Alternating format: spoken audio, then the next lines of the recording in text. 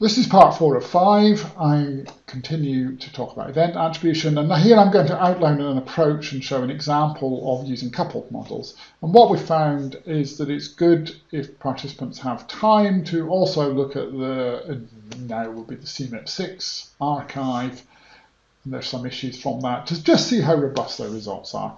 Can be quite difficult for you to do it in the workshop itself. Often the lead or the convening kind of the corresponding author might take the lead on this afterwards, but let's see how you do.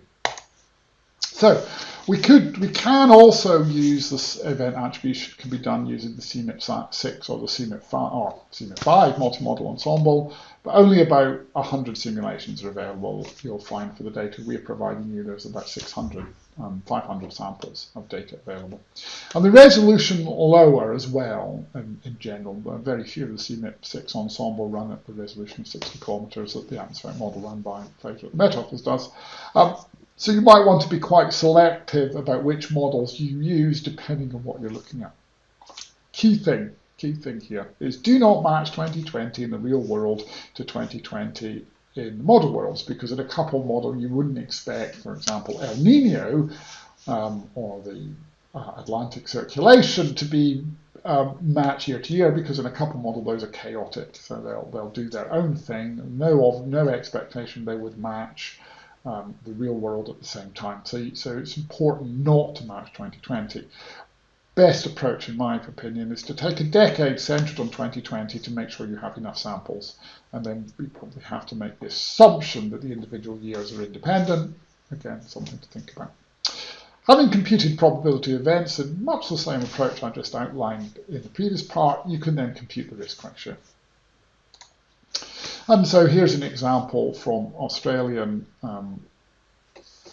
heat wave where they did this. So this is looking in the heat wave. Here's the observational estimate, so that's a dashed line. Here's the historical, which is from 1976 to 2005. This is the estimated observations. And then here is the pre-industrial control in blue. Sorry, red is the historical. Here's the historical NAT. Here's the observations. And then in black or blue is the pre-industrial control. Okay, and then we can ask whether it's good or not. Then we have the difference between the pre-industrial control and RCP 8.5.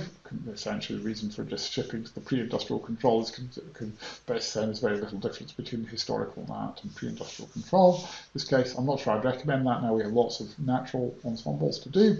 And so here's the difference.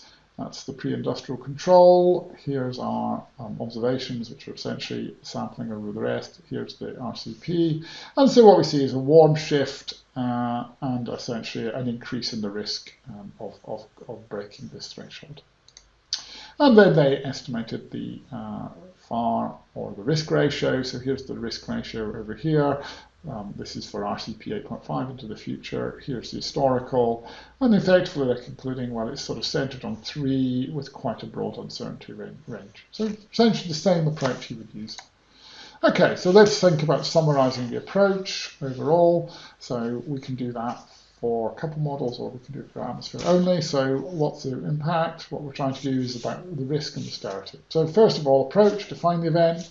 Use large ensembles to generate samples of extreme events, fit the appropriate distributions of this data, compute the risk ratio, use bootstrapping to compute the uncertainty in the risk ratio, and that's important. We don't want to be having data publications going out in the world that don't have good uncertainty estimates, so that we know how reliable these results are, and importantly, consider model evaluation.